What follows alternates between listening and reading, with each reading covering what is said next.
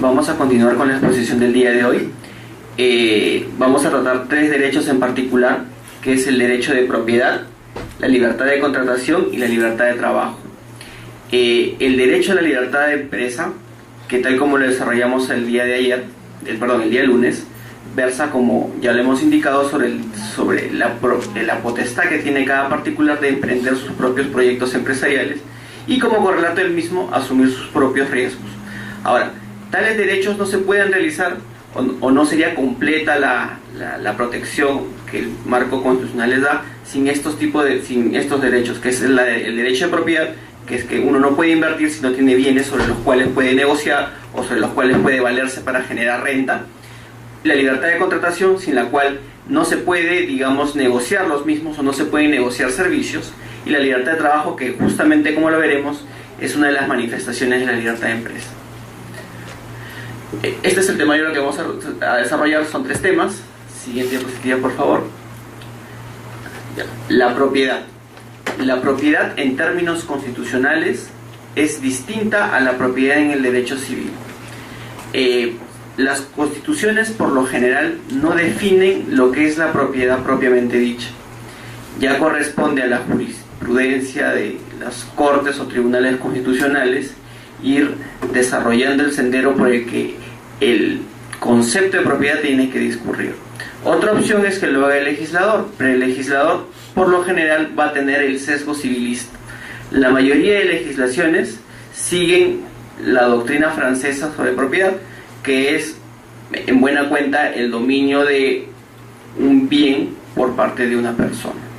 Este tipo de definición del derecho civil paulatinamente viene siendo superada porque la propiedad, en el marco de una economía social, en una economía social de mercado, lo que justamente habilita es a que el legislador o la administración pública ejerza regulación sobre la misma a fin de armonizarla con el bien común.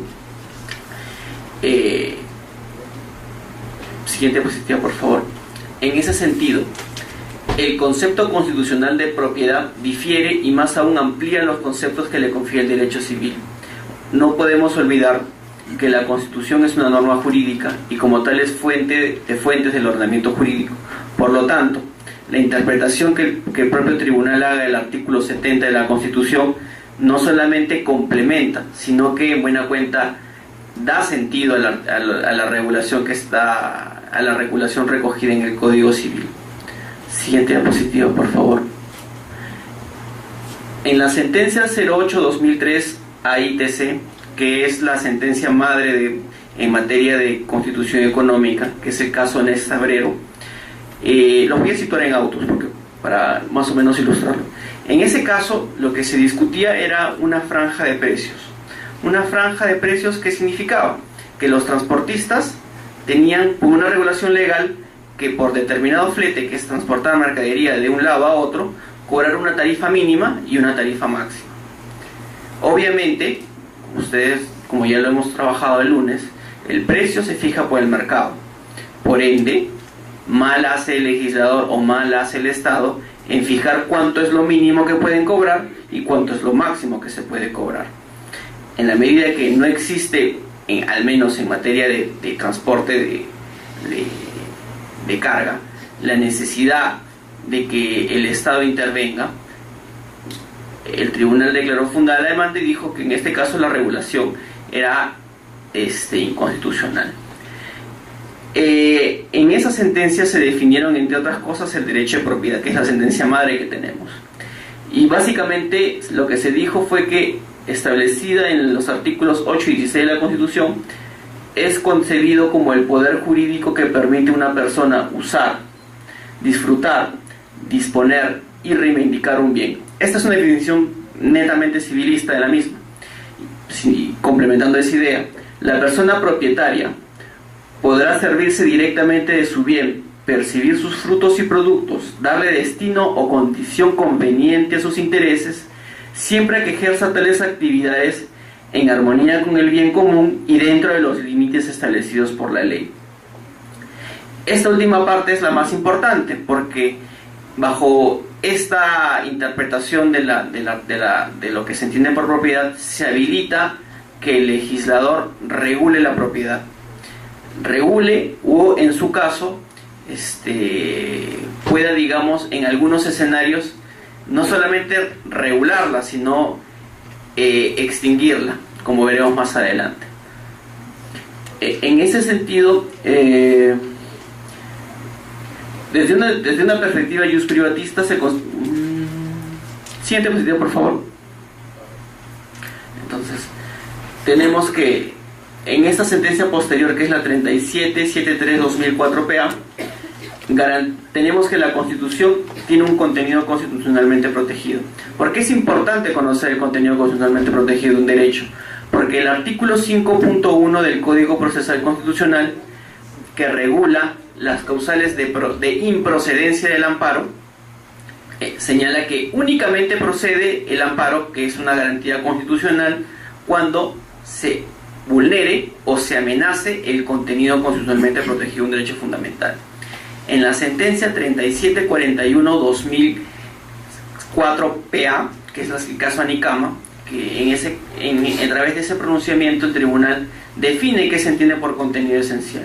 Señala que los derechos fundamentales tienen un contenido esencial que en muchos casos es equiparable al contenido constitucionalmente protegido, que es una garantía pétrea del derecho. Esto significa que el legislador no podría, salvo que tenga alguna habilitación especial para ello, menoscabarlo. Pero también tiene un contenido adicional que corresponde al legislador ver de qué manera u otra lo regula. En ese escenario, el contenido constitucionalmente protegido del derecho fundamental a la propiedad garantiza que el poder estatal o corporativo, porque estamos en un Estado social y democrático de derecho, no solamente vulnera los derechos fundamentales, o no solamente puede vulnerarlos el Estado, también pueden ser los particulares, en cuyo caso ambos se encuentran vinculados a la Constitución y ambos tienen la misma obligación de respetar los derechos fundamentales ajenos. En ese sentido, como decimos, garantiza que el poder estatal o corporativo no invada ámbitos de propiedad fuera de lo permisiblemente aceptado por la Constitución. Entonces, si existe alguna regulación estatal o algunos actos entre privados que afecta un derecho fundamental como la propiedad, solamente podrá ser válido siempre y cuando supere el test de proporcionalidad. Acá hemos hecho referencia a ponderación, pero tenemos que tener en cuenta de que la ponderación es el último tramo del test de proporcionalidad, lo que supone que previamente estemos ante una finalidad constitucionalmente lícita, que ésta sea idónea y que no exista otra medida capaz de obtener el mismo resultado a menor costo. Solamente en este escenario es que podemos entrar directamente a la ponderación. ¿Puedes retroceder, por favor? También garantiza que la propiedad pueda responder a supuestos mínimos de uso, usufructo y disposición. Entonces, acá tenemos una idea que es muy importante, porque a veces la regulación estatal es de tal intensidad que, si bien no te quita la propiedad, sí puede hacer que en la práctica el propietario solamente tenga el papel del mismo. Me explico. Imaginemos, por ejemplo, un escenario en el que una persona es propietaria de un bien, de un terreno. Sin embargo, sale una legislación que prohíbe que sobre ese terreno se edifique. Obviamente, si alguien tiene un terreno, es para o construir o para explotarlo de alguna manera. Si la legislación te impide construir o te impide, digamos, ejercer alguna actividad económica sobre el mismo, te está en la práctica expropiando, pero no una expropiación tradicional, sino es una expropiación indirecta. ¿Eso qué significa? Que a través de la legislación hace que la propiedad pierda sentido y simple y llanamente quede reducida a papel. Y formalmente sigue siendo propietario, pero en la práctica la propiedad no te sirve para nada. Y como sabemos, la propiedad es justamente una de las pilares de la economía social de mercado. ¿Por qué? Porque sin propiedad uno no puede, digamos, negociar, no puede, digamos, darle valor a los bienes, no puede darle... es un cimiento estructural del mercado, porque en el mercado ¿qué se transan bienes o servicios? En el caso de bienes, justamente se transan bienes que son tangibles o intangibles o lo que fuere, pero son cuestiones sobre las que existen derechos reales. Entonces también es para cuando tengamos que analizar este tipo de cosas, tendremos que analizar la constitucionalidad de los límites. Y finalmente, la que es más importante de esta sentencia es que, como todo derecho fundamental, la propiedad se encuentra sujeta a límites y no es absoluto. Siguiente diapositiva, por favor. En ese sentido, la inviolabilidad de propiedad que se encuentra regulada en el artículo 70 debe interpretarse no solo como una prohibición de intervenciones en el libre ejercicio o goce de los atributos clásicos de la propiedad, sino como una garantía de indemnidad. Y esta es la parte más importante del derecho constitucional relacionado a la propiedad. ¿Qué es la garantía de la indemnidad? Significa de que nadie puede ser despojado de su propiedad si es que no existe alguna buena razón que lo justifique. Entonces, el derecho a la indemnidad garantiza la conservación, la integridad del patrimonio y la indebida detracción del mismo. ¿Esto qué significa? De que el propietario sigue siendo propietario del mismo y no le puede ser arrebatada su propiedad. Existen supuestos en los que es posible y es justificado detracciones al patrimonio del mismo. Uno de los ejemplos clásicos del mismo son los impuestos. Por ejemplo, una persona es propietaria de determinado bien inmueble, la municipalidad te cobrará un impuesto predial porque justamente la potestad tributaria del Estado ha señalado de que la propiedad es una manifestación de riqueza susceptible de ser grabada. Ahora, ¿cuánto es lo máximo que se te puede grabar? El propio artículo 74 de nuestra Carta Magna ha señalado que la confiscatoriedad es uno de los límites a la imposición. ¿Qué es la confiscatoriedad? La confiscatoriedad no es otra cosa que una prohibición de esquilmar el patrimonio del contribuyente. Esto es de que el tributo no sea de tal intensidad que termine despojándolo de la propiedad del bien. Ahora bien, no puede soslayarse que la interdicción de la confiscatoriedad es un concepto jurídico indeterminado.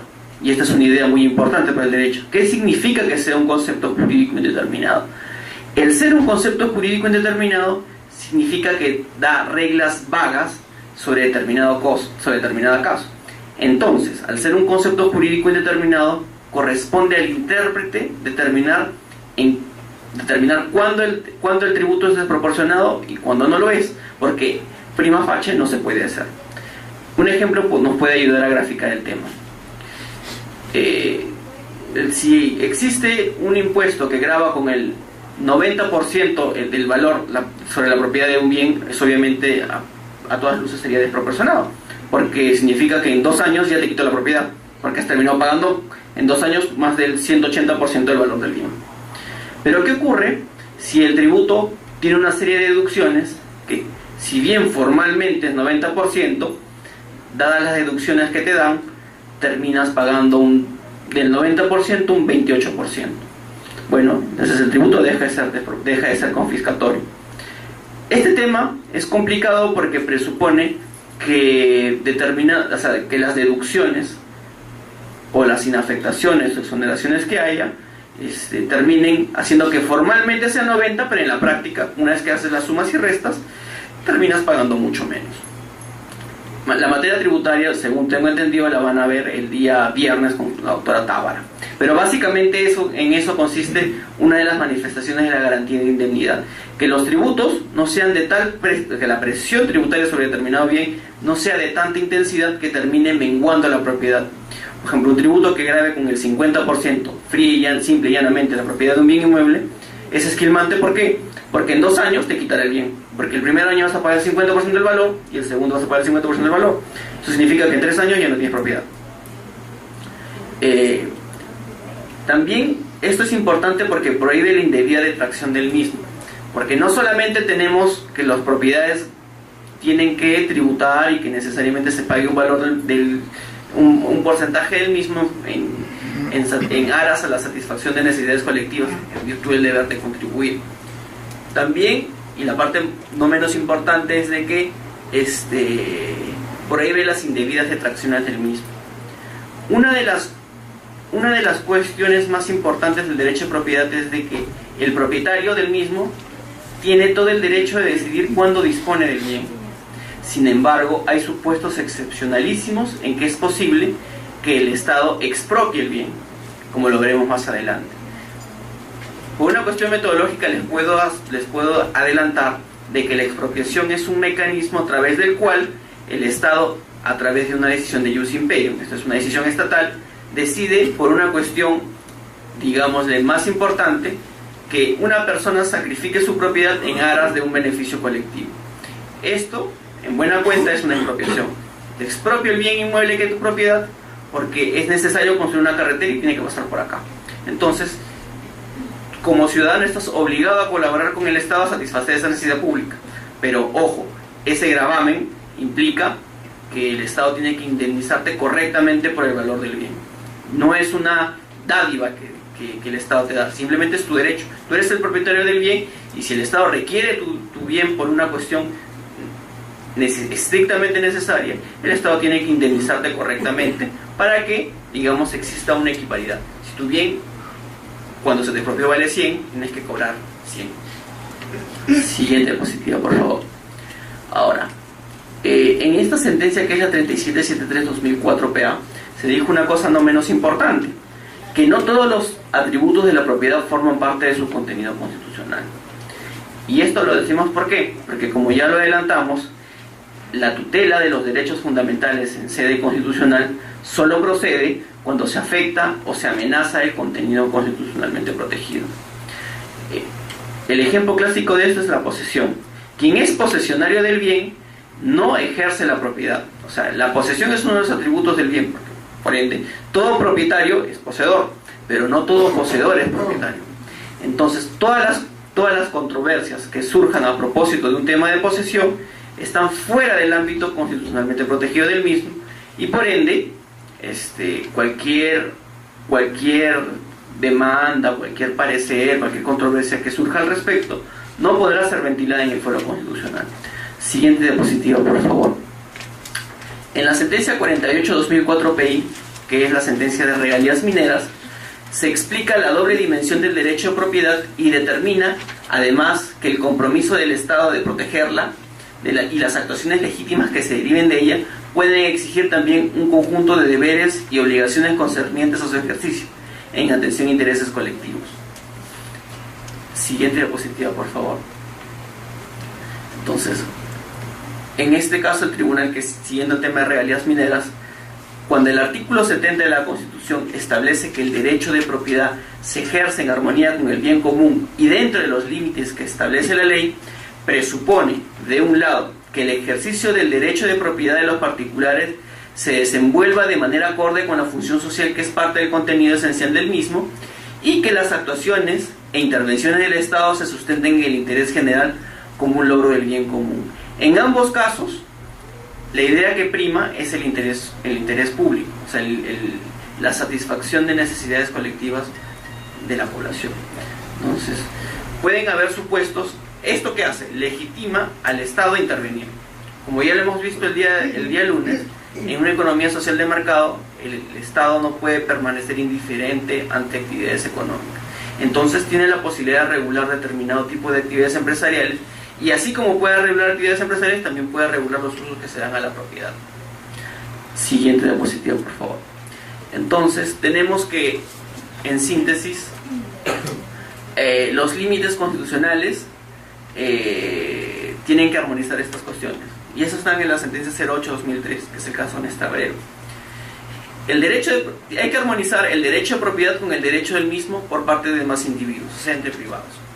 Si uno tiene una casa en una zona residencial, el vecino tiene que necesariamente construir una casa de las mismas características. Para eso existen las normas de zonificación. Si uno vive en una zona residencial, tiene todo el derecho de que el vecino no tumbe su casa y ponga una fábrica, porque las fábricas, como todos sabemos, generan una serie de externalidades negativas. Las externalidades negativas, ¿qué son?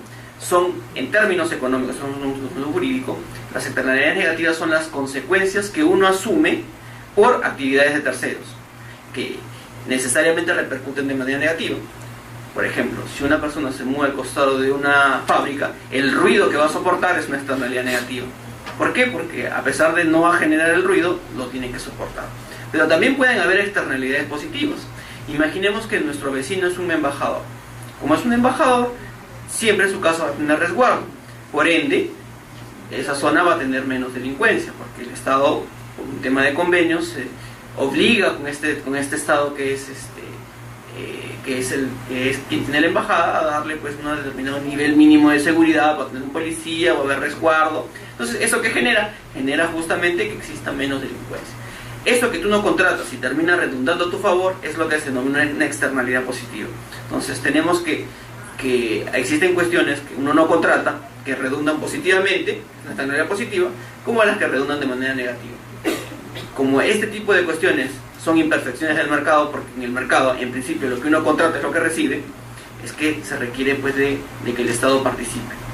Entonces, justamente la lógica de las normas de zonificación es esa, armonizar de que todo el mundo vive en situaciones pues de buena armonía y de buena vecindad. Quienes se dedican a realizar actividad empresarial, actividad industrial, que se vayan a una zona industrial.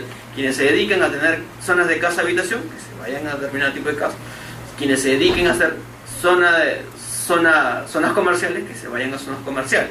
Quienes dentro de zonas residenciales quieran vivir en chalets de 2-3 pisos, tendrán determinada zona. Quienes vivan en zonas que están necesariamente destinadas a ser edificios, que viven en zona de edificios. Básicamente lo que se busca justamente es eso, regular de mejor manera la convivencia de las personas. Otro tema que también es importante armonizar es el derecho de propiedad con el ejercicio de las restantes libertades individuales. Aquí no estamos hablando de dos temas de propiedad, sino con derecho de propiedad versus otro derecho. El ejemplo clásico es el tema de la servidumbre de paso. Si, por ejemplo, una persona tiene un terreno en una determinada zona y colindante al mismo hay otro terreno y necesariamente tenga que pasar por esa propiedad, existe lo que se denomina la servidumbre de paso. La servidumbre de paso es un derecho real a través del cual un predio sirve, en términos coloquiales, a otro de entrada. Ahora, ¿tiene respaldo constitucional? No lo tiene. No lo tiene porque simplemente es uno de los atributos que no forma parte del derecho de la propiedad. Sin embargo, hay determinados casos en los que el tribunal puede entrar a ver el fondo. Y se los digo por qué. Porque hay determinados casos en que A y B, que son propietarios de los dos predios, pactan que le van a dar una servidumbre legal. Si ya pactaron, obviamente el derecho de servidumbre está totalmente reconocido, entonces no queda otra que darle el paso. Y eso se puede vertir en la vía constitucional. Otro ejemplo del mismo es de que, por ejemplo, el Estado decide entregar terrenos a determinadas personas. Y el Estado, motu propio, a manera de liberalidad, los entrega. En ese caso, el propio Estado, al momento de entregar en la propiedad a las personas, les pone las servidumbres que estimen pertinentes. En ese caso también es posible cuestionarlas o, digamos, ventilarlas a la vía constitucional siempre y cuando el derecho de servidumbre esté debidamente determinado. ¿Y cómo el tribunal entiende? Cuando el tribunal entiende que el derecho de servidumbre de paso está debidamente determinado, cuando está inscrito en registro. Finalmente, también busca armonizar el derecho de propiedad con el orden público y el bien común. Y esto básicamente lo veremos en expropiaciones y tributos. Por el bien común es posible que el Estado expropie de su propiedad en particular. Por el bien común también es lógico que el Estado pueda cobrarle determinado tipo de tributos a determinada persona sobre su patrimonio. Siguiente diapositiva, por favor. Ahora, la Corte Interamericana, la Corte Interamericana también ha entendido a interpretar el artículo 21 de la Convención relacionado al tema de propiedad, según el cual la interpretación que realiza el mismo es que toda persona tiene derecho al uso y goce de sus bienes, y la ley puede subordinar tal uso y goce al interés social. La siguiente regla que sacan de la interpretación del artículo 21, que es muy similar a la peruana, a la Constitución peruana, es que ninguna persona puede estar privada de sus bienes, excepto mediante el pago de una indemnización justa por razones de utilidad público, de interés social, y en los casos y según las formas establecidas por la ley. Siguiente diapositiva, por favor. Ahora acá llegamos a un supuesto que es interesante, pero no por ello menos importante. Ustedes saben que según el artículo 6 del título preliminar del Código Procesal Constitucional, la interpretación que realicen los tribunales supranacionales es vinculante para el Estado peruano.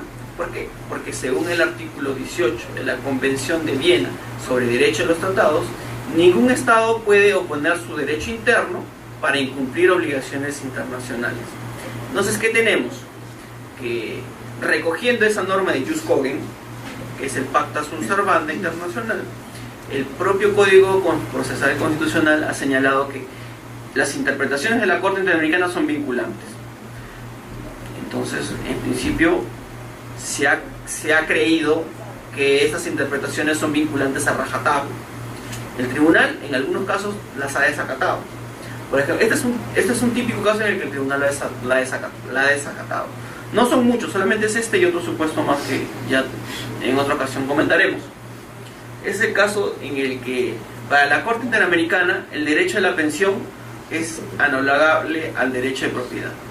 ¿Y por qué la Corte lo analoga al derecho de propiedad?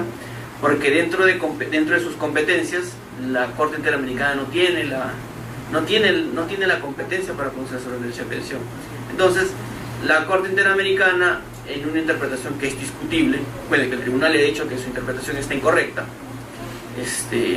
ha señalado que el derecho de pensión es totalmente distinto al derecho de propiedad, y en buena cuenta le está diciendo de que sobre este caso nunca debió pronunciarse, que es el caso de 5 pensionistas contra el Perú por el tema de la 2530.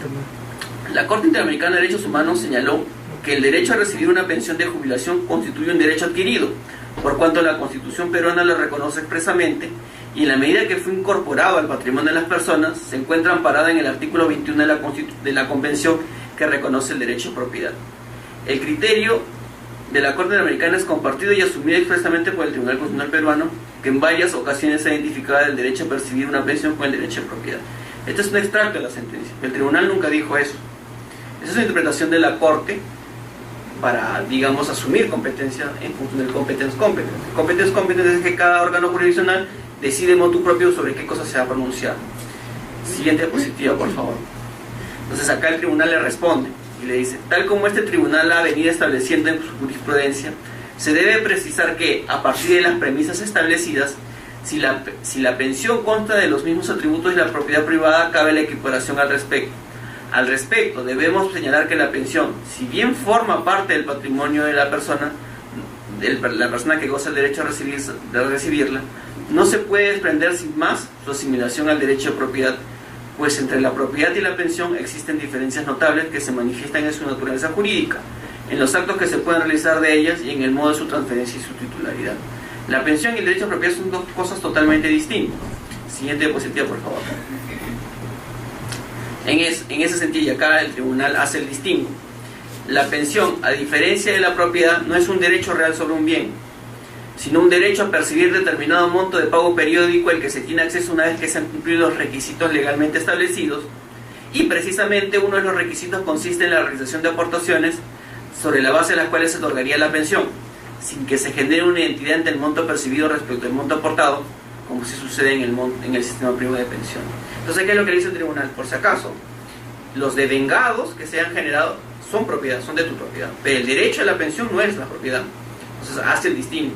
Una cosa es lo que, por ejemplo, la ONP te debe, sin embargo, eso es tu propiedad que está determinada. Entonces, no cabe duda que sobre ese dinero es tu propiedad, pero sobre lo que posteriormente se va a dar, no es propiedad, porque no puedes, digamos, transferirle a un tercero, se te puede suspender, la pensión puede caducar.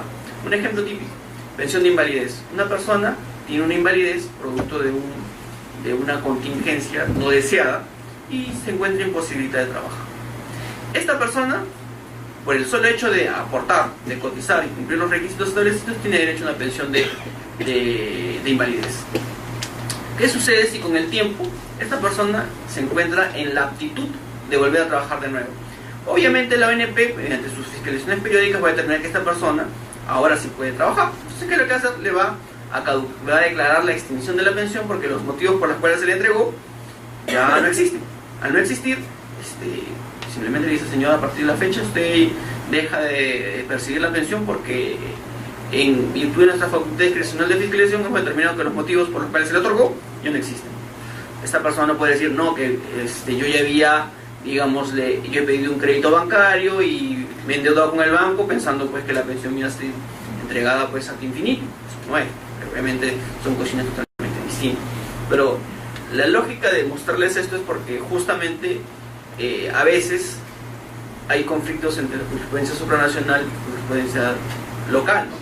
Y no solamente en este caso sí es evidente que el tribunal le ha respondido y le ha dicho, por si acaso, ustedes pueden haber dicho tal cosa, pero nosotros interpretamos que la Constitución es así. Pero hay supuestos en los que esta diferencia no es tan marcada. Entonces, tenemos una interpretación que es totalmente válida de la Corte, pero los magistrados tienen una interpretación del Tribunal Peruano distinta. Pero no por ello una es correcta y una es incorrecta, porque en el derecho las interpretaciones son así. O sea, no existe una interpretación única, no es una ciencia exacta. Hay interpretaciones que se pueden dar, dos interpretaciones son válidas, ninguna es peor ni mejor que la otra, pero son válidas. Lo único que hace el derecho es proscribir. O sea, en interpretación jurídica no tenemos una interpretación válida, una que prime o una mejor interpretación sobre el resto. Lo que sí tenemos son interpretaciones que quedan descartadas. Se descartan interpretaciones que son caprichosas, arbitrarias, que vulneran pues bienes jurídicos importantes. Ahora, salvo que estemos ante un tema en el que determinado derecho fundamental tenga que ser interpretado de mejor manera, sí es posible decir que uno puede tutelar en mayor medida un derecho fundamental, pero no por ello es que sea inválido, sino que el juez, al momento de optimizar los derechos, tiene que, digamos, velar por satisfacer en mejor medida los derechos de los particulares, pero sin que esto enerve pues otros fines jurídicos. O sea, va a ponderar, o sea, no necesariamente la mejor interpretación que tutela un derecho es la que debe primar, porque también hay otros fines jurídicos en juego. Entonces tiene que, digamos, sopesar sus decisiones, los efectos económicos, los efectos sociales del mismo, la posibilidad de que lo que se sentencia se ejecute, porque también de nada serviría de tener una sentencia que solamente se quede en el papel. Siguiente diapositiva, por favor. Siguiendo la lógica de por qué el tribunal se distingue entre pensión y propiedad, señala que entre los actos que pueden realizarse sobre la pensión existen diferencias bastante marcadas. La pensión no puede ser objeto de compraventa, permuta, donación, entre otros, ni es susceptible de ser expropiada. Tampoco puede equipararse porque la pensión es susceptible de ser transmitida por la sola voluntad del causante, como si se tratase de una herencia, dado que se encuentra sujeto a determinados requisitos establecidos mediante ley y que solo en el caso de que se hubieran satisfecho podría generarse el goce del derecho de pensión. Siguiente diapositiva, por favor. Ahora, también otra diferencia del mismo es que en cuanto a su titularidad, no siempre coincide no siempre coincide la titularidad de los mismos. Por ejemplo, yo soy propietario de un bien, obviamente el titular del mismo soy yo. Pero, por ejemplo, en el caso de pensiones de supervivencia, el titular de la pensión no es quien la recibe, porque justamente lo recibe los hijos o la cónyuge de quien falleció. Entonces, ese tipo de cuestiones tampoco hacen que sean analogables ambos conceptos. Entonces, el tribunal, básicamente, en una sentencia que detalla punto por punto, es que, como se va a desligar de la interpretación de la Corte Interamericana, es de que va poniendo este tema. Ahora, ¿por qué el tribunal se desliga del tema de propiedad? ¿Por qué se desliga de la interpretación que hace de la Corte, que analoga propiedad con posesión? Porque la Corte las analoga por una sencilla razón. Si la pensión es un derecho autónomo, no podría conocerlo. Pero eso trae un problema para el tribunal, porque el tribunal solamente puede ver el fondo de los procesos constitucionales cuando se afecta el contenido constitucionalmente protegido. Como en el derecho de propiedad tiene garantía de indemnidad, una interpretación de este tipo diría que cada vez que la ONP te suspende la pensión, te la caduca o cualquiera de las cuestiones que decía la ONP estaría garantizada por la indemnidad y procedería el amparo. Y eso no es la idea. En el precedente de Nicama se ha señalado cuándo procede la demanda en materia previsional y cuándo no procede. Uno de los ejemplos típicos es que cuando ya reajusta, esto es, cuando ya tienes una pensión, si la pensión es superior a 415 nuevos soles, o sea, si ya recibes una pensión de 415 nuevos soles, el amparo es improcedente. ¿Por qué? Porque la pensión mínima es esa cantidad. Si la ONP te paga una pensión inferior a esa cifra, el amparo procederá. Si una persona recibe 600 soles, por más que pueda encontrar menoscabar algún derecho fundamental, no se le puede admitir una demanda de amparo. Esa es la idea. Entonces, el tribunal, ante esa interpretación de la Corte, se encuentra en un problema, porque tiene un problema porque el Código Procesal Constitucional señala una cosa de manera expresa, y la interpretación que algunos abogados que son expertos en ONP era colgarse de la misma, tuvo que hacer la disyuntiva. La Corte, por ejemplo, en este caso no emitió mayor pronunciamiento, como dice, aceptó que el tribunal sea disidente de su interpretación, y la actual de la situación es esa. El tribunal distingue ambos conceptos, y para el tema previsional se basa en el presente vinculante a NICAMA para regular cuándo procede y cuándo no procede el amparo. Siguiente diapositiva, por favor. Ahora, la posesión. Como ya habíamos dicho, no todos los atributos de la propiedad forman parte de su contenido constitucionalmente protegido. La posesión no está referida a dicho contenido constitucionalmente protegido, sino a uno estrictamente legal, cuya definición y tratamiento se ubica fuera de los supuestos constitucionalmente relevantes. Por lo tanto, las pretensiones vinculadas a tales asuntos son improcedentes. Sobre este punto, cabe precisar de que, si bien es cierto, en teoría, la posesión está fuera del ámbito constitucionalmente protegido, pueden haber supuestos excepcionalísimos en los cuales la posesión pueda ser tutelada a través de a través del proceso de amparo. ¿Cuál es ese? El de las expropiaciones indirectas. Como ya lo habíamos mencionado, es cuando mediante regulación se te vacía de contenido el derecho de propiedad que cada uno tiene sobre el bien. Siguiente diapositiva, por favor. Otro tema importante. En el amparo no se discuten cuestiones atinentes a la titularidad del derecho a propiedad, sino a restablecer su ejercicio si acaso resultó lesionado. ¿Eso qué significa? Que si dos personas están disputándose la propiedad de un bien, señalando que ese bien no pertenece a, si no pertenece a B, la jurisprudencia del tribunal ha sido clara en señalar que la jurisdicción constitucional no puede dilucidar tal controversia, porque eso es un asunto propio de la jurisdicción ordinaria. Ya le corresponderá al juez civil, o en su caso al juez penal, y en caso estemos ante una usurpación, determinar quién es el poseedor del mismo. Pero el tribunal no puede dirimir esa controversia. Ni siquiera lo puede hacer cuando, por ejemplo, un particular cuestiona a través de un amparo una resolución judicial sobre este tema que les adversa. ¿Por qué? Porque el amparo contra resoluciones judiciales, ¿qué persigue? Persigue justamente verificar que en el proceso subyacente no se haya vulnerado derechos fundamentales de los litigantes. Una cosa es que se te haya vulnerado el derecho a la pluralidad de instancias, esto es, que no se te haya permitido apelar, o que el requisito para apelar que se te haya impuesto sea desproporcionado, en cuyo caso el tribunal declarará fundada la demanda, pero nunca va a pronunciarse sobre el fondo del litigio subyacente. Simplemente lo que se hace es un análisis externo. ¿Esto qué significa? Que el tribunal reconoce que la jurisdicción ordinaria es la competente para dilucidar quién es el poseedor del bien o quién es el propietario del bien. Si existe alguna irregularidad concerniente al debido proceso y a sus manifestaciones, va a retrotraer los efectos del proceso hasta tal efecto, dejando a salvo la posibilidad de que el juez, bueno, no la posibilidad, dejando a salvo el poder deber del juez para que se pronuncie sobre el particular. Un ejemplo claro. Asumamos, por ejemplo, que se decide rematar el bien inmueble de una persona a sus espaldas. Entonces, se inicia el remate de un bien inmueble, pero al propietario no se le cita. Entonces el propietario, cuando llega un momento, se entera pues que se va a someter a remate su bien. Obviamente, si es que el demandante acredita en el amparo, acredita que el proceso de ejecución se llevó a sus espaldas, habría una vulneración del derecho de defensa. Entonces, ¿cómo el tribunal repara eso? No repara diciendo, señor, usted es el propietario y por ende le corresponde el bien, sino que retrotrae los efectos del proceso para que esta persona intervenga. Si la garantía real que se pretende ejecutar, porque fue digámosle, concedida por esta persona, igual el resultado va a ser el mismo, que se va a terminar ejecutando el bien. Pero el tribunal no puede atribuirse competencias ajenas. Y bueno, tiene que ser muy fino, ¿no?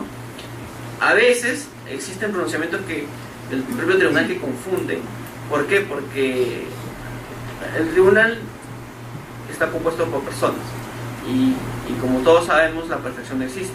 Existe el hierro. El tribunal puede equivocarse muchas veces, puede terminar pronunciando sobre cuestiones que son ajenas a su competencia y sobre cuestiones de jurisdicción ordinaria. Pero esa es justamente una de las cosas que se trata de evitar. No digo que nunca ha ocurrido, probablemente alguna vez, pues, digámosle, el tribunal se ha equivocado. Yo a veces discrepo con las sentencias que se emiten, trabajo ahí, entiendo con mayor razón de que el propio Congreso o por ejemplo los legisladores entiendan que el tribunal ha usurpado competencias ajenas, que el CNM se ha atribuido competencias, que el CNM consigue que el tribunal se ha atribuido atribuciones ajenas, pero ese tipo de cuestiones son cosas que se van a dar. Pues, la cosa es que evitar que esto ocurra, pero como les digo, nada es perfecto y pueden haber situaciones en que el tribunal se equivoque. Como en efecto sí se ha equivocado, ¿no? Hay veces en que el tribunal se ha equivocado y lo ha reconocido, ¿no?, a través de sentencias. Por ejemplo, en el caso de... existe el overruling, que es, por ejemplo, cuando el tribunal sobre determinada materia emite una serie de pronunciamientos que hacen entender de que su línea jurisprudencial va por un determinado camino, después el tribunal se da cuenta de que se ha equivocado, tiene dos opciones. Una es que no diga nada y cambie, pero la otra, que es la más racional, es de que diga, si bien existen pronunciamientos tales y tales, este tribunal considera de que esa interpretación es incorrecta, o esa interpretación que tuvieron los magistrados en aquel momento no es la que vamos a seguir nosotros. Por ende, vamos a hacer un cambio de jurisprudencia y no se va a aplicar para este caso, sino se va a aplicar para todos los casos sucesivos. Es lo que ocurrió, por ejemplo, con la llegada del Código Procesal Constitucional.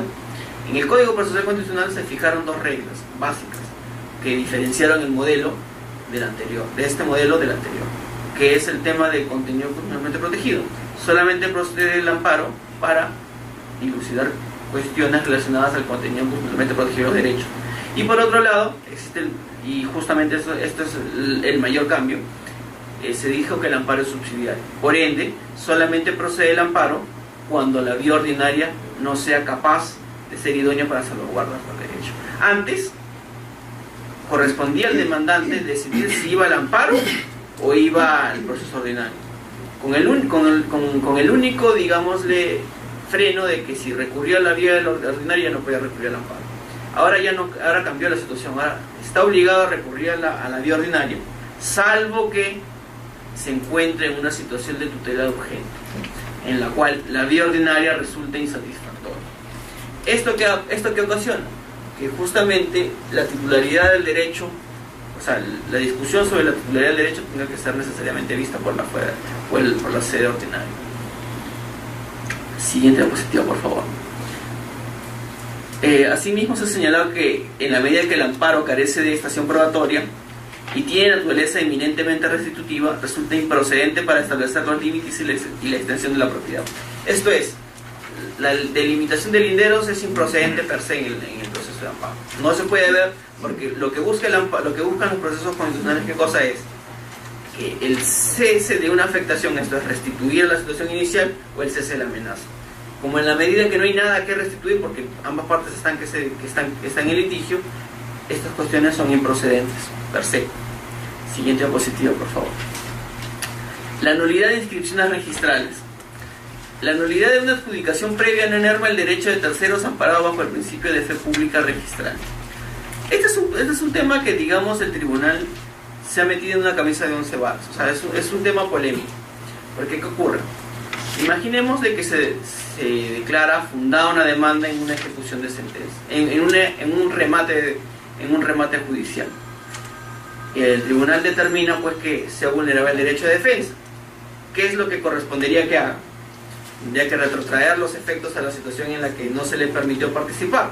Pero ¿qué ocurre si el predio ya se remató, ya se adjudicó un tercero y bueno, no se puede retrotraer el efecto porque ya el bien está a nombre de un tercero y este tercero se da cuenta que se dio al amparo?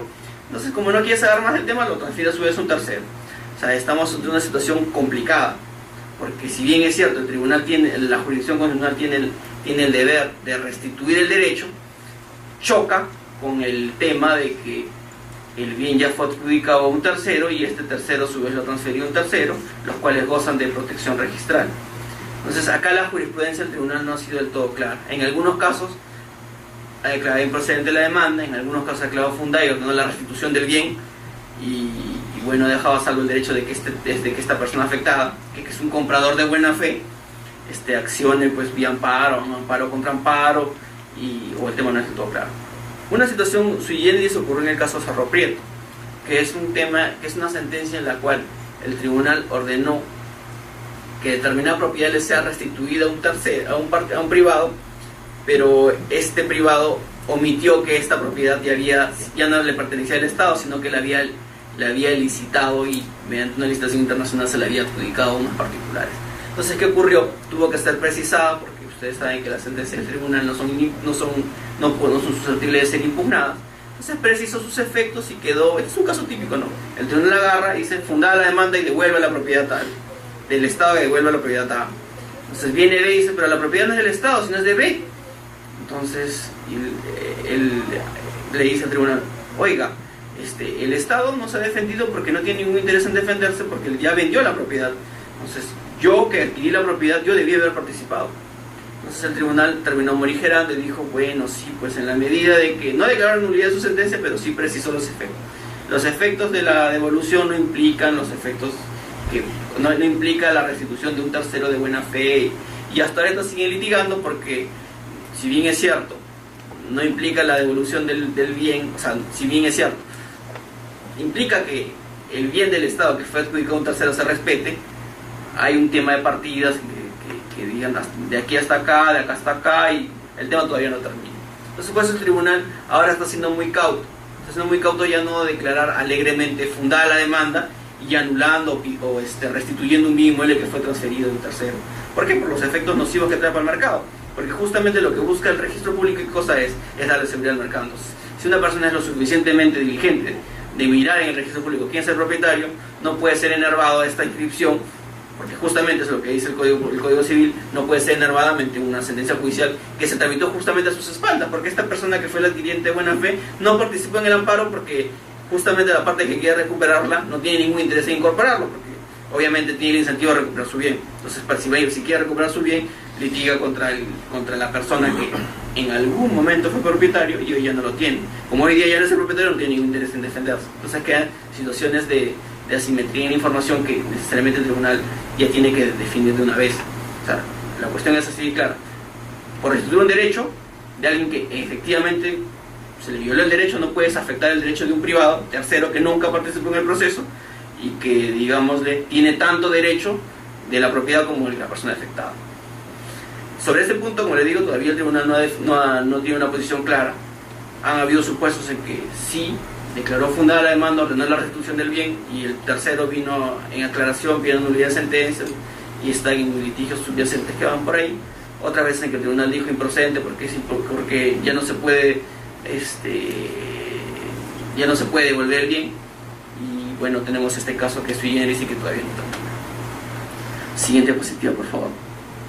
Este es un caso que conversamos el día lunes, que con su propiedad uno puede hacer lo que quiera, siempre y cuando no vulnere derechos de terceros. Por ejemplo, en el libre desarrollo de la personalidad, cada uno puede pintar su casa del color que le plazca. Si bien el municipio puede incentivar que determinado tipo de personas pinten su casa de determinada manera, no puede sancionarlos por no hacerlo. Un ejemplo claro, ¿qué es lo que sí podía hacer la municipalidad de este caso sería de Punta Hermosa? Si quiere que todas las personas pinten su casa de blanco, ¿qué no puede hacer? No puede sancionar, no puede poner, si no pintas tu casa de blanco, 1.000 soles de multa. Pero lo que sí puede hacer es, si tú pintas tu casa de blanco, pagas la mitad de impuesto predial. O sea, puedes crear los incentivos necesarios, pero no sancionar a rajatabla. Siguiente diapositiva, por favor. Existen también litigios en los cuales los propietarios cuestionan potestades municipales. En este caso, tenemos de que un municipio X ordenó el desmontaje de una escalera por motivos de seguridad. Entonces el propietario dice, pero para mí la escalera está bien, o sea, nadie se ha caído, nadie se va a caer. Entonces el municipio le dice, nuestros inspectores de seguridad han determinado que esta escalera no cumple normas técnicas de seguridad. Entonces es un peligro para los habitantes del bien que siga la escalera ahí, una escalera de caracol. El tribunal dijo, bueno, si la municipalidad ya decidió retirarla por motivo de seguridad, no puedo atribuirme esa competencia, porque la competencia de seguridad de determinar cuándo es seguro y cuándo no, es una competencia municipal. Entonces, yo como tribunal no podría, o la jurisprudencia, o el Poder Judicial no podría subrogar al alcalde o al funcionario municipal y decir, en este caso, la retiro o no la retiro, siempre y cuando exista pues una motivación. En ese caso, la orden de retiro de la escalera está motivada, señalando que en tal fecha fue constituido los inspectores. Los inspectores determinaron y ponen ahí sus planos, sus sucesos. Entonces, en ese caso, es obvio que la decisión es arbitraria. Entonces, el tribunal la declara infundada. Siguiente diapositiva, por favor. Ahora, el tema de servidumbre de paso ya lo hemos visto. La competencia de la justicia constitucional de la libertad está referida únicamente a la protección de derechos fundamentales y no a la solución de controversias que tengan asuntos de mera legalidad. Si tenemos una servidumbre de paso entre dos bienes, obviamente que tenés que poner el derecho de propiedad con el derecho de libre tránsito. Pero a través del habeas corpus, a través del amparo, no se puede determinar que se otorgue o no se otorgue. Simple y llanamente lo que nosotros vemos es si existe el derecho de servidumbre, que se ejecute. Pero este derecho de libre tránsito tiene que estar previamente determinado de manera suficiente y clara. Por ejemplo, si ambas partes tienen un contrato de escritura elevada de escritura pública, es obvio pues que una parte no puede, digamos, posteriormente negarle la servidumbre de paso, y podríamos verlo mediante habeas corpus. ¿Qué no está dentro del servidumbre de paso? Que una persona compra un terreno y compra el otro terreno, entonces le dice, bueno, como no puedo pasar a mi terreno, tienes que dejarme pasar. Esa es una cuestión meramente civil y que en todo caso se verá, y si existe algún tema de daños o existe alguna disposición civil que lo permita, tendrá que verse en la propia vía civil, pero no en la vía constitucional, porque es un asunto de mera legalidad. Si le da el permiso o no le da el permiso, si negoció o no negoció, esas son cuestiones que no tienen nada que ver con la libertad individual. Por ende, el habeas corpus es improcedente. Ojo que el habeas corpus, a diferencia del amparo, no solamente presupone la afectación u amenaza del contenido constitucionalmente de un derecho fundamental. El habeas corpus presupone además, o la procedencia del habeas corpus se encuentra supeditada además a que se vulnere el contenido constitucionalmente protegido de la libertad individual o de algún derecho conexo. Esto es, de que existe una relación de causa-efecto entre el derecho a la libertad y el otro derecho fundamental, o que se encuentren completamente ligados. Por ejemplo, si una persona es condenada a una cantidad N de años de pena privativa de la libertad y se vulneró su derecho al debido proceso porque no se le permitió impugnar la sentencia, es obvio que en ese caso la afectación de la libertad está indisolublemente ligada al derecho a la pluralidad de instancias. Entonces, a través del habeas corpus se podría ver una afectación al derecho a la pluralidad de instancias si es que no se le permitió apelar la sentencia. ¿Qué cosa no está fuera del ámbito, qué cosa está fuera o qué cosa no está vinculada a la libertad individual? Por ejemplo, que en ese proceso no se le haya permitido, o un ejemplo más claro que podría graficar ambas cosas. Una persona vive en una determinada casa y un día la municipalidad tapia la puerta porque dice que en esa casa se ejerce el meretricio. En ese supuesto presenta su habeas corpus y dice: se ha vulnerado mi derecho al domicilio, que es un derecho conexo a la libertad individual. No puede entrar a un domicilio donde yo estoy. Entonces el tribunal, ¿qué cosa va a analizar? Si en efecto se ha tapiado por esa razón, en cuyo caso declarará infundada la demanda, porque si bien es cierto, esta persona es el guardián de ahí, declarar, pues, en este caso la persona no vive ahí, lo que hay es un burdel. Entonces, como es un burdel, la clausura del local es una facultad municipal que no tiene nada que ver ahí la jurisprudencia del tribunal. Pero distinto sería el caso, por ejemplo, que una persona que se dedica que tiene un negocio de panadería, se clausura la panadería por no tener licencia de funcionamiento. Entonces se tapia la entrada. Y la persona dice: oiga, pero acá no solamente es una panadería, sino acá también vivo. Entonces, al tapiar la puerta me han dejado encerrado. Entonces, en ese caso sí procede el habeas corpus y habría que ver, porque obviamente pues no solamente estamos ante la clausura de un negocio, sino la clausura del local donde vives. O sea, no solamente es un local comercial, sino es una casa de habitación. Entonces no puedes tapiarlo, porque es más, tapiarlo implica pues una especie de secuestro, porque no puedes salir de tu casa. Estos son supuestos que, digamos, se tienen que ver en cada caso concreto. Siguiente diapositiva, por favor. Esto es lo mismo que veníamos conversando. Siguiente, por favor, para ir avanzando. Como les decía, la importancia de este caso es que previamente tiene que terminarse la servidumbre paso y esta tiene que, digamos, estar determinada de manera clara, ¿no? Siguiente, por favor. Siguiente, por favor. Ahora, último de los temas. La propiedad tiene, dentro de sus límites, una que está expresamente regulada para los extranjeros, según la cual los extranjeros no pueden adquirir propiedades en los 50 kilómetros próximos a las fronteras. Es una, digamos, es una regla que está expresamente contenida en la Constitución, que puede discreparse o no, porque en estas alturas de la vida pensar de que un ciudadano extranjero adquiera la propiedad en los 50 kilómetros cercanos a la frontera o sea, en su momento sería importante, porque ahí podría tener pues un tema de filtración, o digamos de una colonización encubierta o subrepticia, pero a estas alturas me parece de que esta norma que está, que no por eso deja de tener vigencia, ya no tiene mucho sentido. La clave por lo cual existe esta regresión es la seguridad nacional. Siguiente diapositiva, por favor.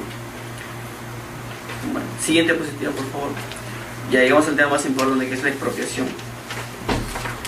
La expropiación consiste en la potestad que se concretiza con un acto de derecho público por el cual el Estado priva coactivamente a un particular o a un grupo de ellos de la titularidad de un determinado bien. Para ello es preciso que el Poder Legislativo lo declare mediante ley sobre la base de una extensa causa real y apremiante de seguridad nacional o necesidad pública.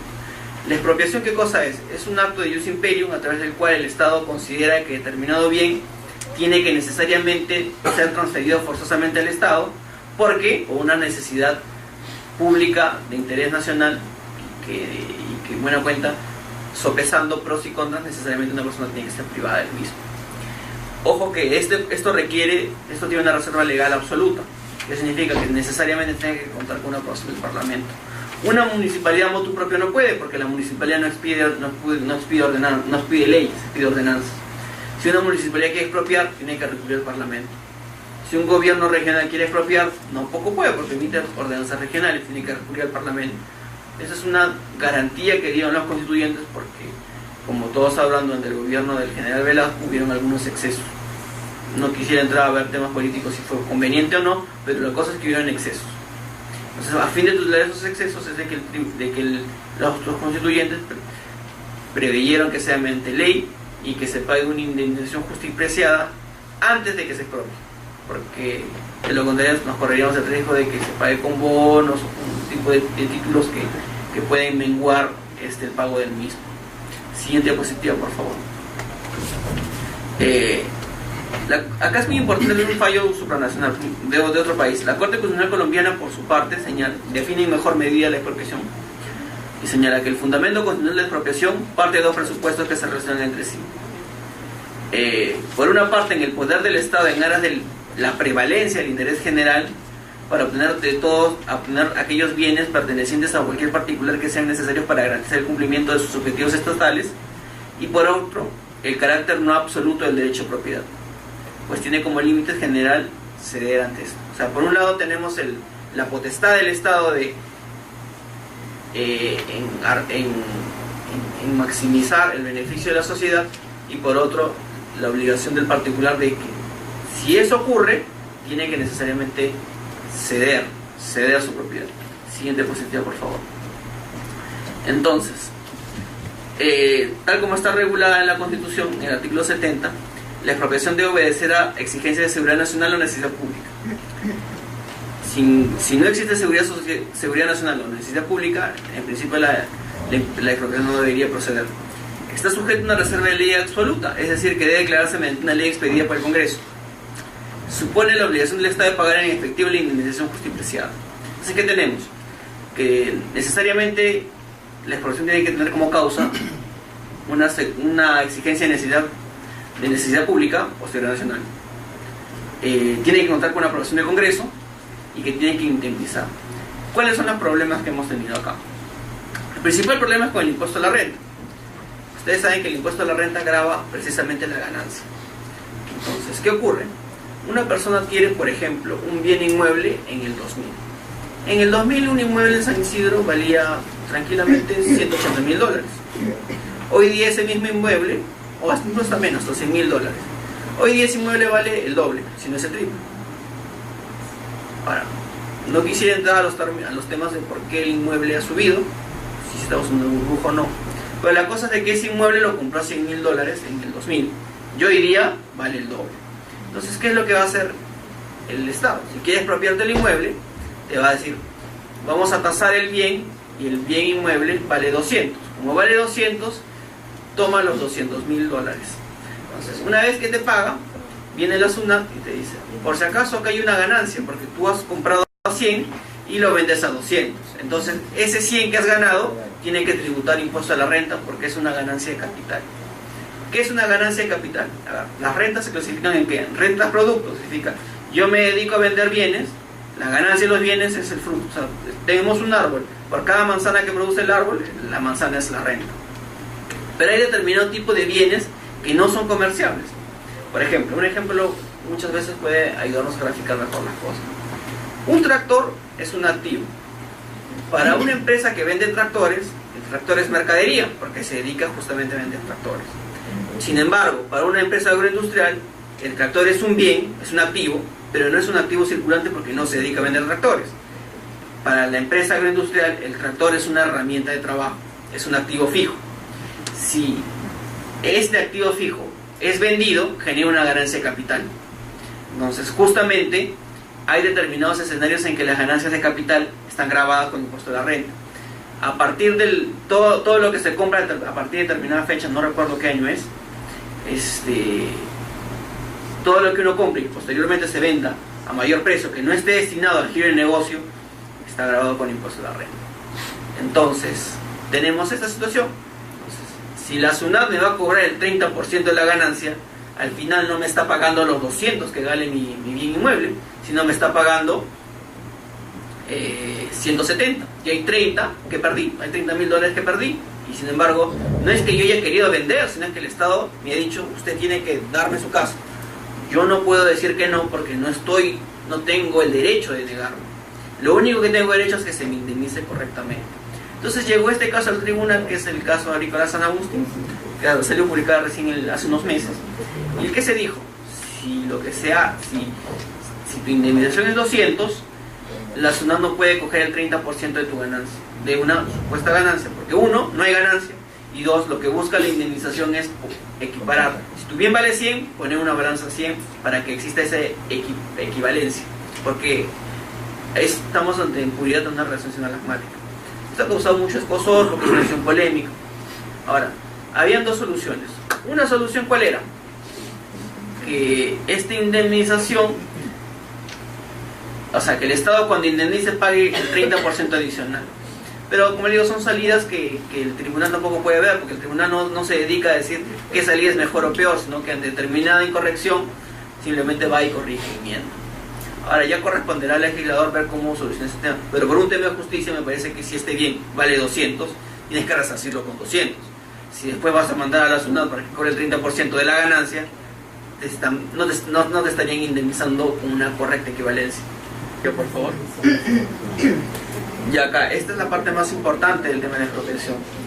La privación de la propiedad como consecuencia de la potestad expropiatoria no constituye una limitación, porque el límite implica resguardar su contenido esencial.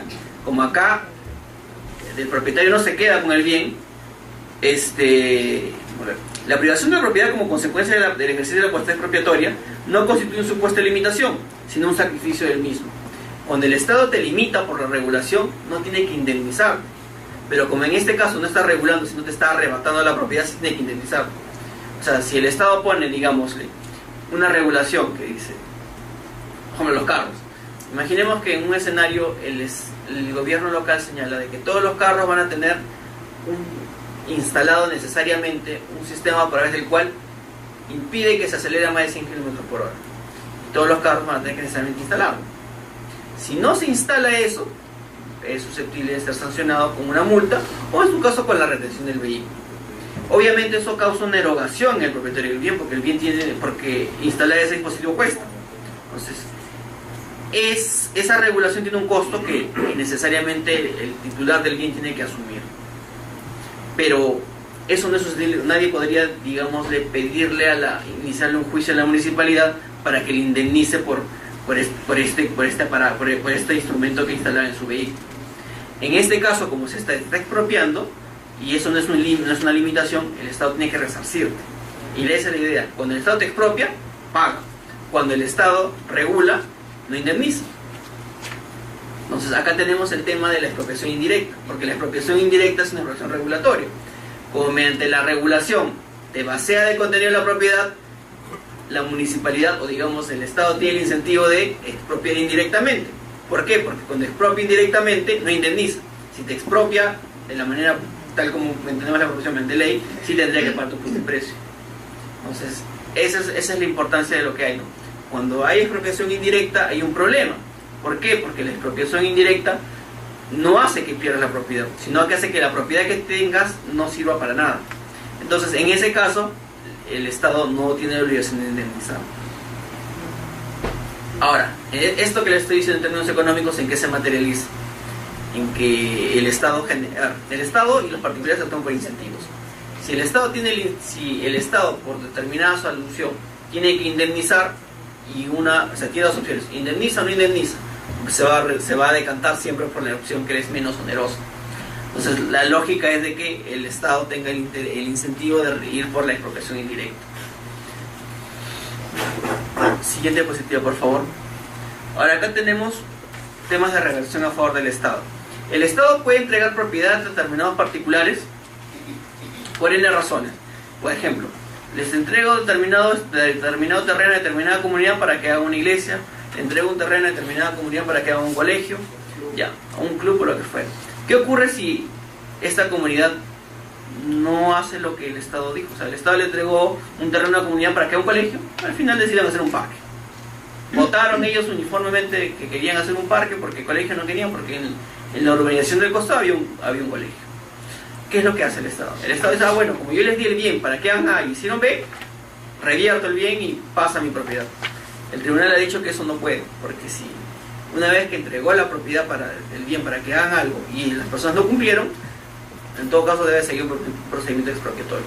Y la expropiación, como ya sabemos, tiene requisitos formales y requisitos materiales. Pero motu propio, el Estado no puede tomarse la justicia por sus manos y tomar lo que en algún momento fue suyo. Siguiente diapositiva, por favor. En tema de expropiaciones no hay sustracción de la materia. ¿Por qué no hay sustracción de la materia? Porque como si el Estado te decide, digámosle, expropiar, digamos, un ejemplo claro, la municipalidad decide expropiar un bien a determinado particular, no cuenta con una ley del Congreso, sino lo hace mediante una ordenanza. La persona plantea su amparo, cuando llegue al tribunal ya la carretera está construida. Obviamente el tribunal lo va a ordenar que se destruya la carretera y se le restituya la casa. Ahí lo que va a hacer es que va a declarar fundada la demanda, no va a declarar improcedente, va a declarar fundada, y va a decir que el monto indemnizatorio se calcula en la vía ordinaria y va a remitir los actuados al Ministerio Público para que determine pues la eventual comisión de un delito, que sería pues abuso de autoridad. Siguiente diapositiva, por favor. Y acá está el tema de expropiaciones indirectas, ya lo desarrollamos, así que vamos a pasarlo por alto. Siguiente diapositiva, por favor. Siguiente. Ya, acá hay un tema importante. En la sentencia 834-2010 PA, el tribunal, siguiendo el criterio del 1530, o sea, el INDECOPI señaló qué cosas es expropiación indirecta y dijo que son tutelables. El tribunal, como obviamente no tiene un centro de estudios económicos, o sea, en términos económicos la expropiación indirecta es una expropiación. En términos económicos no se hace el distingo de expropiación burda y expropiación indirecta. Pero para efectos jurídicos sí, pues porque nosotros somos abogados y los abogados agarramos y decimos lo que no está permitido, lo que no está prohibido está permitido. Entonces, acá lo que hace el tribunal lo que hace INDECOPI es tratar de darle un sustento jurídico a la expropiación indirecta, esa expropiación que sea en términos económicos. Y mediante un precedente vinculante señala que las expropiaciones indirectas también tienen respaldo constitucional, y señala que son los actos gubernales que afecten el valor de la propiedad sin despojar formalmente al propietario de su título. Esta interpretación del INDECOPI es recogida por el Tribunal Constitucional, que se adhiere a la misma. Entonces, si existen todavía voces que señalan que la expropiación indirecta no existe, que por ende no está regulada, por más ya tenemos acá el pronunciamiento del tribunal y de copia que dicen que sí lo está. Al respecto cabe precisar de que si bien es cierto en el derecho positivo, o sea, no existe una norma que diga que es una expropiación directa, los acuerdos de complementación económica, que es lo suscrito, que son los MOTLS, sí señalan que las expropiaciones indirectas para los extranjeros sí tienen que ser indemnizadas por el Estado. Entonces ahí surge la pregunta, ¿por qué solamente para el extranjero y no para la inversión internacional? Pero ya tenemos acá los fallos del tribunal que avalan que esta expropiación indirecta también abarca para todo, ¿no? Siguiente, por favor. Libre contratación, que esto lo vamos a acabar muy rápido. Libre contratación básicamente es la autonomía de la voluntad, que es que cada uno se autorregule en el marco de sus propios intereses, o sea, que cada uno decida qué cosa quiere contratar, que son dos cosas. Uno, con quién contrato, y dos, qué cosa contrato. Límites, como todo derecho fundamental los tiene. ¿Cuáles son los límites? Que no se cuestione, que no se vulneren derechos fundamentales, que es la restricción que ha puesto el tribunal, y el resto son los que están regulados en el 140 del Código Civil, que es el tema de acto jurídico. Siguiente diapositiva, por favor. Entonces, la autonomía de la voluntad básicamente es que cada uno decida qué cosa quiere hacer. Es la idea básica de la libertad de contratación. Siguiente, por favor. Básicamente la definición de libre contratación es la misma que está en el Código Civil. Convención de voluntades: crear, regular, modificar o extinguir una relación jurídica de carácter patrimonial. Siguiente, por favor. El contrato, para efectos del tribunal, es una fuente de derecho que tiene reconocimiento constitucional. Siguiente diapositiva, por favor. Su ejercicio debe tener en consideración el respeto de otros derechos y bienes jurídicos de nuestra Constitución. Por ende, puede ser limitado. O sea, en algunos casos la libertad de contratación puede ser limitada. Ojo que al decir que puede ser limitado, cada vez que existan límites, los límites, lo que es sometido a limitación no se indemniza. Solamente cuando se extingue el derecho, sí. Siguiente diapositiva, por favor. Acá, en la sentencia 08/2003 se define qué es la libertad de contratación, pero eso ya lo sabemos, que es el fruto de la concertación de voluntades y que no tenga fines ilícitos y no contravenga leyes de orden público. Este es el primer estadio de la evolución. No solamente contravenir leyes de orden público, sino no contravenir la Constitución. Siguiente diapositiva, por favor. Y acá está. En puridad, ¿qué cosa garantiza la libre contratación? Es un tema muy corto. La autodeterminación para decidir la celebración de un contrato, así como la potestad de elegir el cocelebrante. Esto es con quién contrato. Nadie puede obligarme a contratar con A o con B o con C o con D. Cada uno decide con quién contrata y cada uno asume las consecuencias de contratar con cada quien. Y la autodeterminación para decidir de común acuerdo en la materia de regulación contractual. Esto es, con cada quien puedo determinar qué cosa voy a contratar. Uno, yo contrato con A y no con B. Y una vez que decidí contratar con A, sobre qué cosa voy a contratar. Cada uno es libre de contratar lo que fuere, siempre y cuando no menoscabe derechos fundamentales ni normas de orden público. Siguiente. Y acá un tema importante. Todo término contractual no puede ser modificado por leyes u otras disposiciones de cualquier clase. Esto es, mediante una ley no se puede modificar un contrato.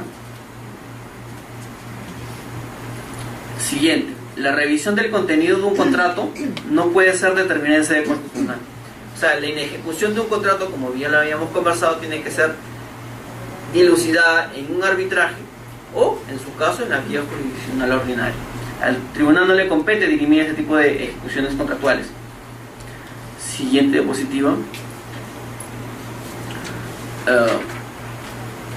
Siguiente, pues ya hemos trabajado.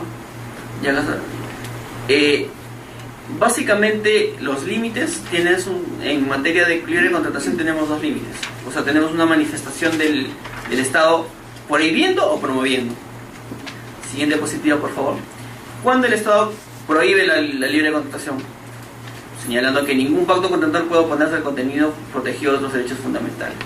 Por ejemplo, un contrato en el cual diga de que se vende a un menor, se vende a un niño, ese contrato es inejecutable. ¿Por qué? Porque vulnera el contenido constitucionalmente protegido de los derechos de dignidad del menor. Siguiente diapositiva, por favor. Promotora. Esta parte es importante. Cabe que el Estado exija a toda persona la celebración de determinados contratos siempre que no se afecte el contenido esencial de libertad de contratación y se tenga por objeto conceder la debida protección a otros derechos fundamentales. O sea, hay determinados escenarios en los que el Estado puede obligarte a celebrar un contrato. El ejemplo típico de ese es el SOAT.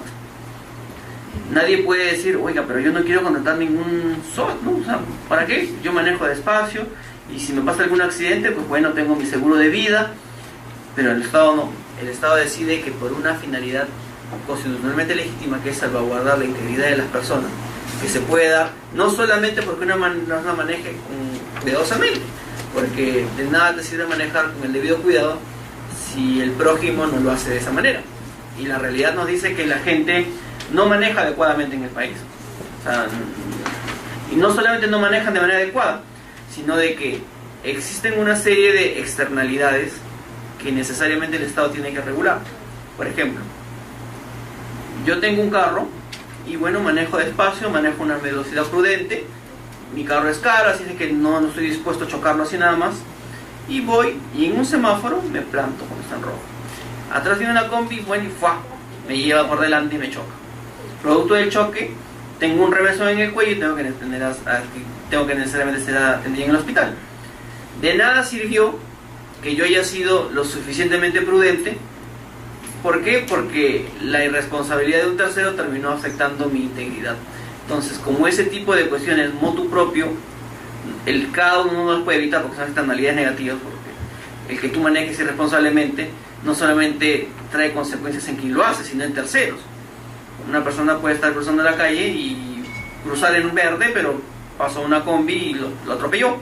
Entonces, ese tipo de externalidades negativas tienen que ser paliadas de alguna manera. Entonces, no hay mejor manera que mediante un seguro obligatorio de tránsito, que es el SOAT. Entonces, se justifica pues que en este caso existan seguros obligatorios. Ahora, hubo hace tiempo una propuesta legislativa que ustedes debieron conocer, que llevaba el rótulo de SOAT médico, en el que le decían que los médicos tenían que contratar ese tipo de seguros. Y ahora, obedece a una finalidad constitucionalmente legítima, es idóneo porque con eso pues hay un mercado en el que hay pacientes que no tienen una debida indemnización. Y bueno, si hubiese prosperado dicha iniciativa legal, sería constitucional. Pero por un criterio de oportunidad, el legislativo decidió no optar por ello. Puede haber sido bueno o malo, el tiempo lo hubiese dicho. No podemos hacer un examen ahora porque justamente no existen datos precisos de cuántas personas han padecido este tipo de negligencias médicas. Sería bueno, o al menos no sería inconstitucional que el legislador lo haga, ¿no? Pero bueno, el tribunal solamente se dedica a determinar cuándo es inconstitucional y cuándo no. No qué cosa es mejor, no qué cosa debería hacer, qué darle salidas al legislador. No le corresponde a la jurisdicción. Siguiente diapositiva, por favor. Siguiente diapositiva, por favor. En el caso de los buses de camión, por ejemplo, el tribunal señaló que no se puede pactar contra leyes. Esto es, si la norma prohíbe el uso de buses de camión, no se puede brindar el servicio de buses de camión. Siguiente diapositiva, por favor. Y acá está el tema de la bancarización, que es un tema también relevante. Lo que garantiza la libertad de contratación es con quién contrato y qué contrato. Ahora, la forma en que se paga, o sea, la forma como se materializa la contraprestación, no forma parte del contenido constitucionalmente protegido. Por ende, la demanda resulta infundada. Es una decisión del legislador señalar de qué manera se van a ejecutar las obligaciones. Entonces, si en determinados casos, por un tema de de formalizar la economía, determinadas transacciones tienen que pasar por el banco, es totalmente razonable. Ahora, eso no influye no tiene efectos civiles, simplemente tiene efectos para temas tributarios y temas societarios. Siguiente diapositiva, por favor. Ya el tema de libertad de trabajo, que es muy corto también. Básicamente, ¿qué es lo que garantiza el derecho al trabajo? Que cada uno pueda ganarse la vida conforme mejor le parezca. No existe trabajo obligatorio y cada uno asume las consecuencias de lo que decide hacer en la vida. El Estado va a tener que regular porque obviamente existe en el mercado una simetría de poder económico. Por un lado tenemos al empresario que tiene el capital, y por otro lado tenemos al trabajador que tiene su sola mano de obra. Ahora, tengan en cuenta que no solamente los trabajadores están aquí y el empresario está acá. Pueden haber supuestos en que sea al revés. Entonces, justamente en ese caso, que no se puede negar, hay sindicatos que tienen mucha presión. Entonces, lo que hay que hacer, o la manera como la jurisdicción constitucional articula esto, es ponderando. Por lo general, el trabajador goza de una serie de prerrogativas, como por ejemplo, goza de presunción de inocencia, goza, por ejemplo, del principio de individuo pro trabajador y una serie de garantías que se le dan. En una lógica de mercado, o sea, una economía de mercado, que no sea social de mercado, no existiría ningún tipo de regulación y cada uno trabaja como mejor le parece. A destajo, 16 horas semanales, sin ningún tipo de regulación en materia de higiene y salubridad. Dado el carácter social que tiene el Estado tiene o resguarda su derecho de intervenir en las relaciones entre los particulares que se dan entre empresarios y trabajadores para poner pisos mínimos. ¿Pisos mínimos en qué medida? Señores, ustedes no pueden pagar menos de esta cifra. Señores, ustedes, a todos los que trabajen en determinadas zonas, tienen que darles cascos y botas con punta de metal. Señores, ustedes no pueden contratar menores para estas tareas. Señores, si ustedes contratan menores, no les pueden hacer trabajar más de determinado número de horas. Señores, si ustedes tienen una persona que está gestando, le tienen que dar determinado tipo de horas pagadas o determinado tipo de beneficio. Por ejemplo, tienen que salir más temprano para que vayan a atenderlos, o pueden llegar un poco más tarde para que les den el acta. Ese tipo de regulaciones que están dadas en materia económica, si bien es cierto, son interferencias en el derecho a libertad de contratación, pero son interferencias, son intervenciones razonables. Y obviamente, en un Estado social y democrático de derecho, las personas no son bienes. Las personas tienen dignidad y tienen derecho no solamente a ganarse la vida, sino a ser felices. Entonces, es lo que en doctrina del Tribunal de la Corte Suprema de Estados Unidos es el right to happiness. O sea, el derecho a tener una vida conforme lo que quieras y asumir las consecuencias de tus actos y ser felices en la mejor manera. Siguiente diapositiva, por favor. Esto, como dijimos, es comprende el derecho de todo trabajador a seguir su vocación y dedicarse a la actividad que mejor responde a sus expectativas. Si yo decido cambiar de trabajo, bueno, yo decido hacerlo. Si consigo uno mejor, el empleador no me puede decir no te puede decir. Cada uno decide, por eso, como les decía, los salarios se fijan por la ley de oferta y la demanda.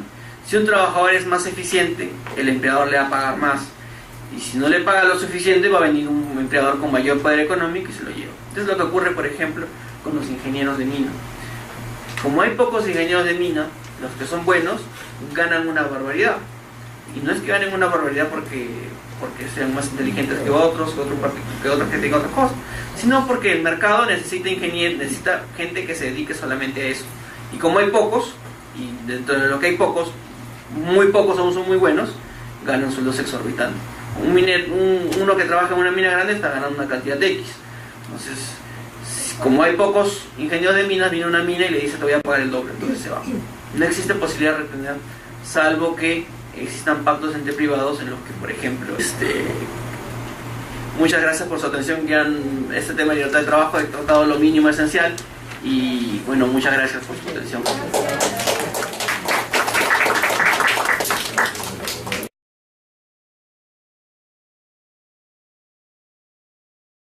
Te quita la propiedad, sí puede hacer que en la práctica el propietario solamente tenga el papel del mismo. Me explico. Imaginemos, por ejemplo, un escenario en el que una persona es propietaria de un bien, de un terreno. Sin embargo, sale una legislación que prohíbe que sobre ese terreno se edifique. Obviamente, si alguien tiene un terreno, es para o construir o para explotarlo de alguna manera.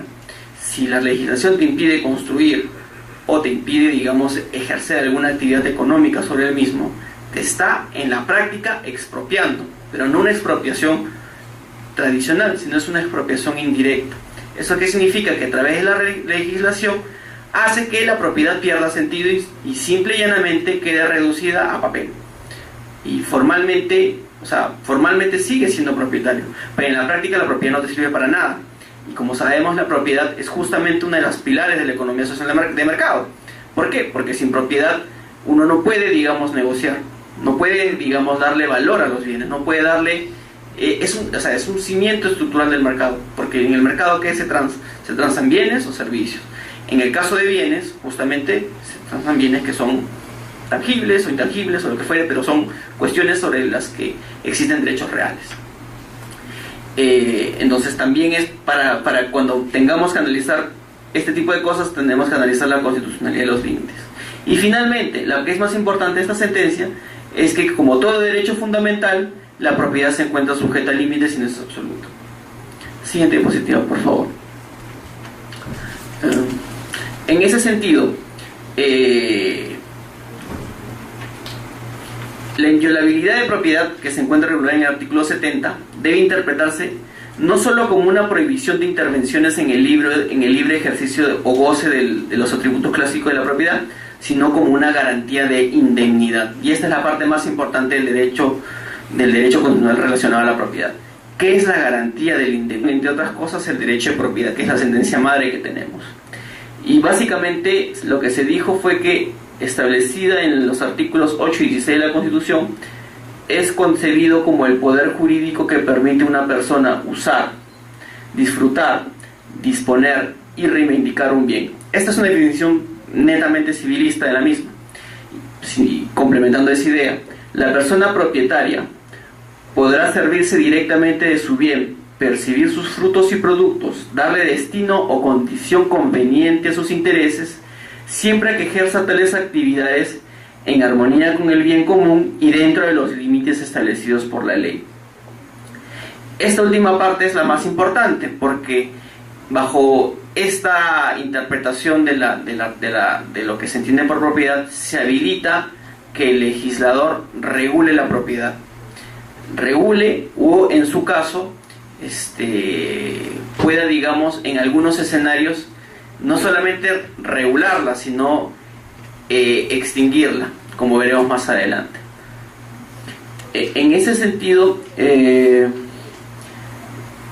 desde una perspectiva jus-privatista, siguiente diapositiva, por favor. Entonces, tenemos que en esta sentencia posterior, que es la 3773/2004 PA, tenemos que la Constitución tiene un contenido constitucionalmente protegido. ¿Por qué es importante conocer el contenido constitucionalmente protegido de un derecho? Porque el artículo 5.1 del Código Procesal Constitucional, que regula las causales de improcedencia del amparo, señala que únicamente procede el amparo, que es una garantía constitucional, cuando se vulnere o se amenace el contenido constitucionalmente protegido de un derecho fundamental.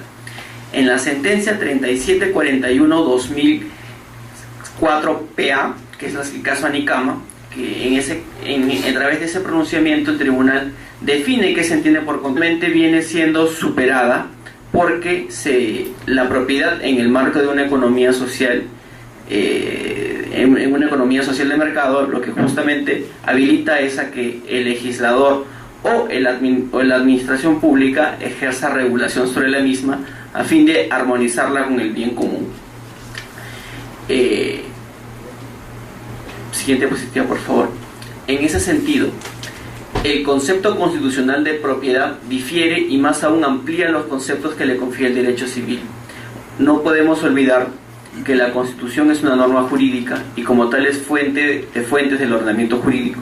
Por lo tanto, la interpretación que el propio tribunal haga del artículo 70 de la Constitución no solamente complementa, sino que en buena cuenta da sentido a la regulación a la regulación recogida en el Código Civil. Siguiente diapositiva, por favor. En la sentencia 08/2003 AITC, que es la sentencia madre en materia de constitución económica, que es el caso Néstor Abrero, los voy a situar en autos para más o menos ilustrarlo. En ese caso, lo que se discutía era una franja de precios. Una franja de precios que significaba que los transportistas tenían una regulación legal que por determinado flete, que es transportar mercadería de un lado a otro, cobrar una tarifa mínima y una tarifa máxima. Obviamente, ustedes, como ya lo hemos trabajado el lunes, el precio se fija por el mercado. Por ende, mal hace el legislador o mal hace el Estado en fijar cuánto es lo mínimo que pueden cobrar y cuánto es lo máximo que se puede cobrar. En la medida que no existe, al menos en materia de transporte de carga, la necesidad de que el Estado intervenga, el tribunal declaró fundada la demanda y dijo que en este caso la regulación era inconstitucional. En esa sentencia se definieron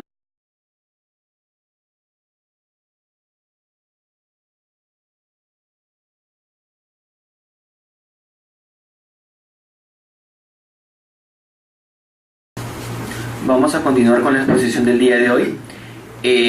Vamos a tratar tres derechos en particular, que es el derecho de propiedad, la libertad de contratación y la libertad de trabajo.